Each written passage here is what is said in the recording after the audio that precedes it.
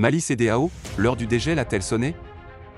Un sommet extraordinaire de la conférence des chefs d'État et de gouvernement de la Communauté économique des États de l'Afrique de l'Ouest, CEDEAO, est convoqué ce week-end au Ghana. Samedi 4 juin, les dirigeants ouest-africains se réunissent à Accra pour discuter de la situation politique au Mali, en Guinée et au Burkina.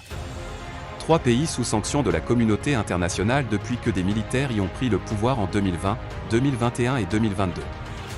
Cette rencontre fait suite à plusieurs autres qui n'ont pas, à ce jour, permis de dépasser les malentendus entre les différentes juntes et l'organisation régionale. Une attention particulière sera accordée aux Camaliens. Dans ce pays, les militaires ont commis un coup d'État en août 2020, renversé le gouvernement de transition 9 mois plus tard et se sont mis à dos la communauté internationale en se montrant peu pressés de retourner dans les casernes. Initialement favorables à une transmission du pouvoir aux civils au plus tard le 27 février 2022, les autorités de transition ont revu leur plan en proposant un organigramme étalé sur 5 ans.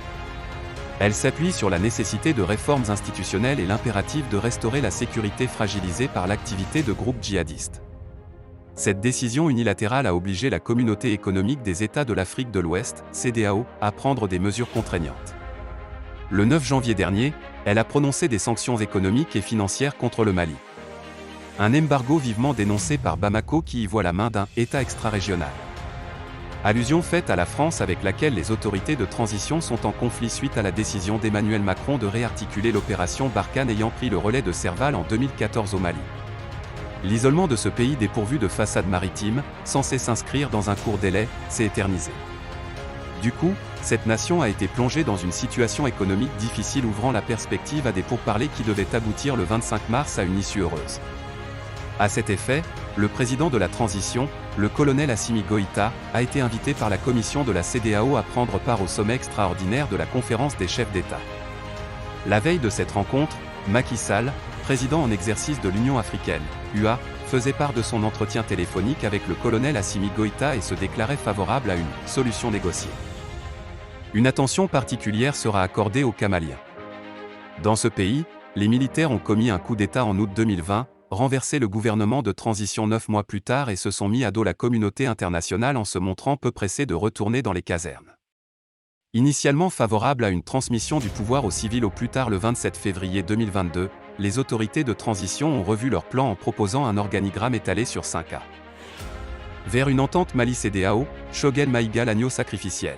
Des sources assurent que les jours de Choguel Kokala Maïga à la primature sont désormais comptés d'autant plus que la Communauté économique des États de l'Afrique de l'Ouest, CEDEAO, sur le point d'assouplir l'embargo décrété contre le Mali, est en revanche intransigeante sur la nomination d'un nouveau Premier ministre apolitique à la tête d'un gouvernement de consensus, engagé prioritairement pour la tenue des élections de sortie de crise.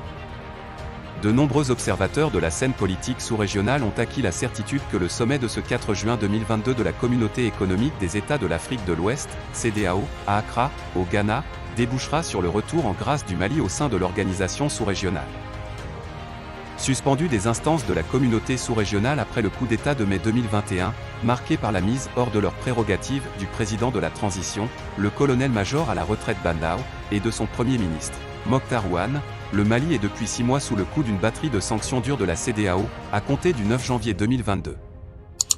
La transition, entamée en septembre 2020 et devant s'achever en février 2022, soit 18 mois après le renversement par l'armée du président Ibrahim Boubacar Keïta, le 18 août 2020, la CEDEAO pressait les autorités de lui communiquer un chronogramme pour la tenue des élections de fin de transition, excipant qu'un tel régime n'a pas vocation à s'éterniser au pouvoir.